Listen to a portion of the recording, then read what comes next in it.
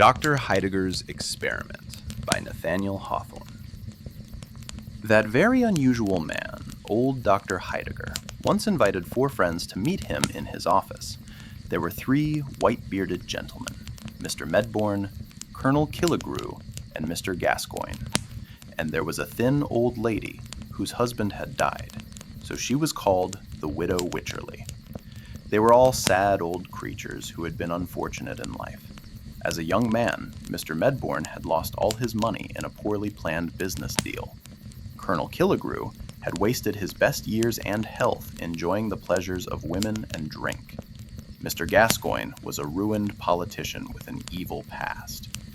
As for the Widow Wycherley, tradition tells us that she was once a great beauty, but shocking stories about her past had led the people of the town to reject her, so she lived very much alone. It is worth stating that each of these 3 men were previously lovers of the Widow Wycherley, and they had once been nearly on the point of killing each other over her. "My dear old friends," said Dr. Heidegger, "I would like your help in one of my little experiments." He motioned for them to sit down. Dr. Heidegger's office was a very strange place. The dark room was filled with books, cobwebs, and dust. An old mirror hanging between 2 bookcases was said to show the ghosts of all the doctor's dead patients. On another wall hung a painting of the young woman Dr. Heidegger was to have married long ago, but she died the night before their wedding after drinking one of the doctor's medicines.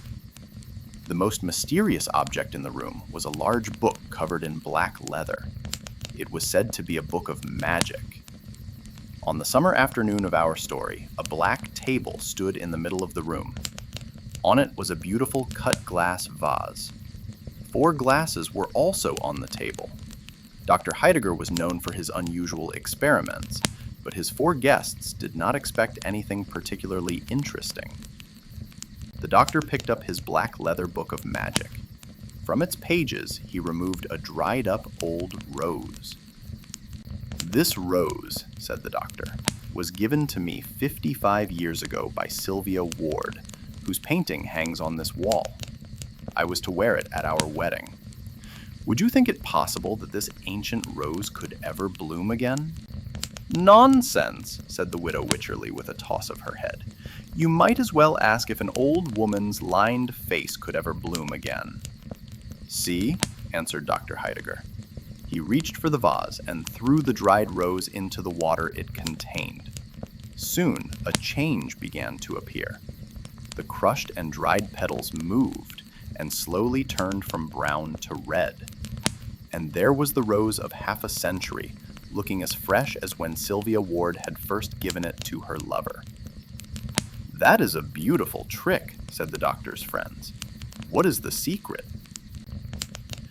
"Did you ever hear of the Fountain of Youth?" asked Dr. Heidegger. "The Spanish explorer Ponce de Leon went in search of it centuries ago, but he was not looking in the right place. If I am rightly informed, the famous Fountain of Youth is in southern Florida. A friend of mine has sent me the water you see in the vase." The doctor filled the 4 glasses with water from the Fountain of Youth. The liquid produced little bubbles that rose up to the silvery surface. The old guests agreed to drink the water, although they did not believe in its power. "Before you drink, my friends," the doctor said, "you should draw up a few general rules as guidance before you pass a second time through the dangers of youth. You have had a lifetime of experience to direct you. Think what a shame it would be if the wisdom of your experiences did not act as a guide and teacher." The doctor's 4 friends answered him with a laugh. The idea that they would ever repeat the mistakes of their youth was very funny. "Drink, then," said the doctor. "I am happy that I have so well chosen the subjects of my experiment." They raised the glasses to their lips. If the liquid really was magical, it could not have been given to 4 people who needed it more. They seemed as though they had never known youth or pleasure. They looked like they had always been the weak, unhappy creatures who were bent over the doctor's table. They drank the water. there was an almost immediate improvement among the guests. A cheerful glow like sunshine brightened their faces. They looked at one another, imagining that some magic power had really started to smooth the lines on their faces. "Quick, give us more of this wondrous water," they cried. "We are younger, but still too old." "Patience," said Dr. Heidegger, who watched the experiment with scientific coolness. "You have been growing old for a long time. Surely you could wait half an hour to grow young." They insisted, and he refilled their glasses. The four guests drank the liquid in one swallow. As the liquid passed down their throats, it seemed to change their whole systems. Their eyes grew clear and bright. Their hair turned from silver to darker shades. "My dear widow, you are lovely," cried Colonel Killigrew, who watched as the signs of age disappeared from her face. The widow ran to the mirror. The three men began to behave in ways that proved the fountain of youth's water was magical. Mr. Gascoigne's mind turned to political topics. He talked about nationalism and the rights of the people. He also told secrets softly to himself. All this time, Colonel Killigrew had been shouting out happy drinking songs. At the same time, his eyes turned towards the curvy body of the widow Wycherley. Mr. Medbourne was adding dollars and cents to pay for a proposed project. It would supply the East Indies with ice by linking a team of whales to the polar icebergs. As for the widow Wycherley, she stood in front of the mirror, greeting her image as a friend she loved better than anything in the world. "My dear old doctor," she cried, "please give me another glass." The doctor had already refilled the glasses. It was now near sunset, and the room was darker than ever. But a moon-like light shone from within the vase. The doctor sat in his chair watching. As the four guests drank their third glass, they were silenced by the doctor's mysterious expression. The next moment, the exciting rush of young life shot through their blood. They were now at the happy height of youth. The endless cares, sadness, and diseases of age were remembered only as a troubled dream from which they had awoken. "We are young!" they cried. The guests were a group of happy youngsters, almost crazy with energy. They laughed at the old-fashioned clothing they wore. They shouted happily and jumped around the room. The widow Wycherley, if such a young lady could be called a widow, ran to the doctor's chair and asked him to dance. "Please excuse me," answered the doctor quietly. "My dancing days were over long ago, but these three young men would be happy to have such a lovely partner."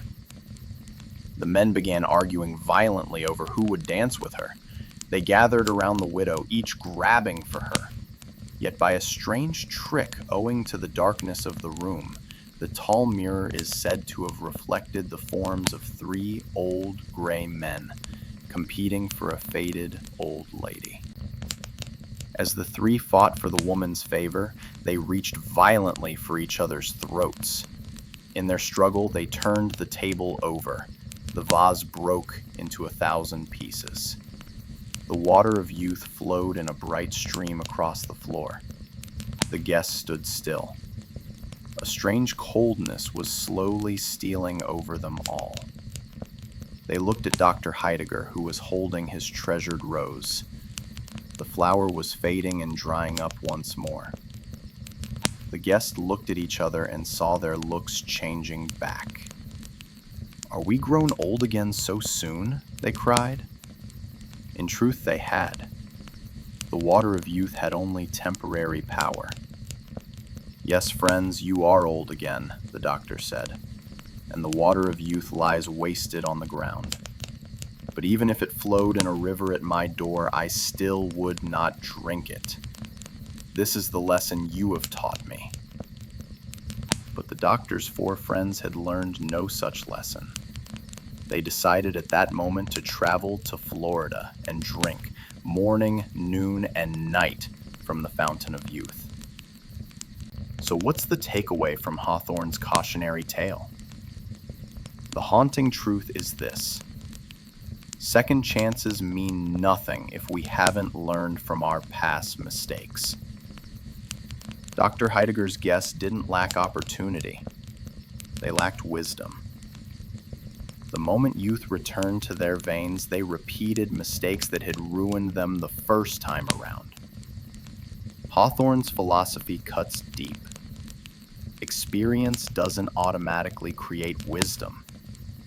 You can live 100 years and learn nothing. The real fountain of youth isn't magical water.